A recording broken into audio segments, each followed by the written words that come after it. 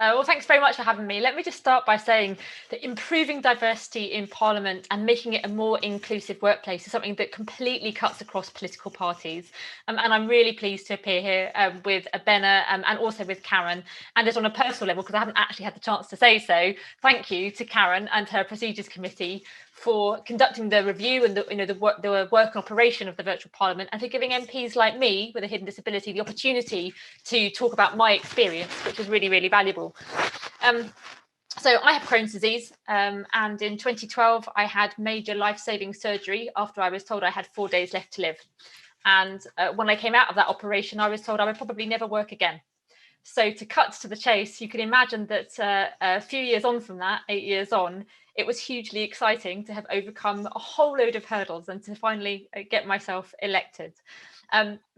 Less than 30 hours after finding out that I had been elected, I got on the train and went into London. I was really excited. I didn't want to wait until Monday morning. I was straight in on Saturday morning, got my rucksack with my name on it. It felt like being Paddington Bear, if lost, returned to Portcullis House.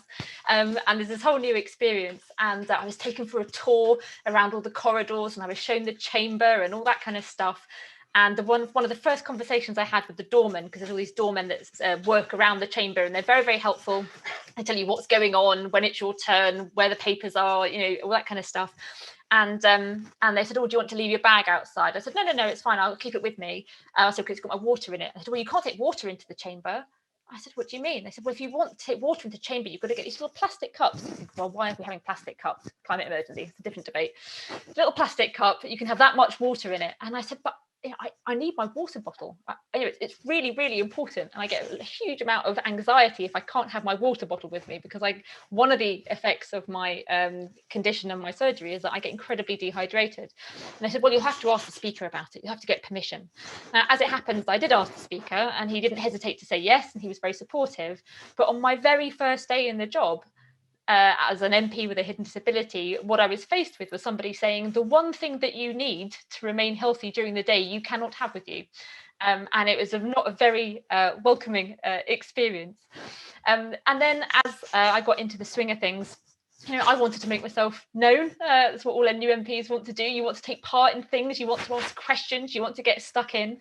There were days where I thought, well, crikey, I'll ask a question in an urgent question in the morning, and then I'll try and take part in a debate in the afternoon, and then suddenly realised that there was no published list of when you might actually get to speak. And because there were so many interventions, you didn't know how long they were going to be. You couldn't guess whether you'd be speaking at 3:30 or 6:30, or whether possibly it might even be 7:30. It's really hard to know. So if you have a condition like me, where you have to plan what you eat and how you eat and how much you eat, and for other people, when you take medication, it's incredibly hard to work out your day. And that's sort of all the other uncertainties that comes with the job. So you basically end up with a choice of two things. You either self-censor and decide, "I'm not going to take part at all." So you just decide not to take part, which I don't think is a very satisfactory outcome. Or you decide to put yourself through what feels like an endurance test. And in the first 2 to 3 months of being an MP, I probably lost more than half a stone, because many days I was going 12 hours without eating anything at all, apart from maybe half a packet of Skittles. And that's just to give me a little bit of sugar so I could get through a speech. And that, I felt, was a really unacceptable position for me to be in. So I started sort of asking around and saying, how do you even raise these issues? Who do you write to? So I started firing off a few letters and didn't get any replies. Then suddenly the pandemic came along, and we had the virtual Parliament, and it was utterly liberating. We had these published speaking lists. We knew whether you get to speak and when you would get to speak and how long you get to speak for. I could plan how many hours I could sleep. I could plan how many hours. I could just plan when I could eat. I could plan when I could go and get a glass of water without worrying about having to apologise or tripping up or accidentally offending whoever was chairing the session in the chamber. It was just hugely liberating in that respect. Now, don't get me wrong. I think one of the arguments against the virtual Parliament is that there are some people, I think, who fear that we're doing away completely with the physical Parliament. And I don't think there's any MP that wants that. There's definitely been some speeches during lockdown where I really wish I'd been on the green benches to give it, because I've been really fired up. And when you give a really fired up speech by Zoom, you feel like a bit of a prat at the end of it. So you really wish that you'd been on the green benches to do it. So of course we'll all go back when it's safe to do so and when we want to do so.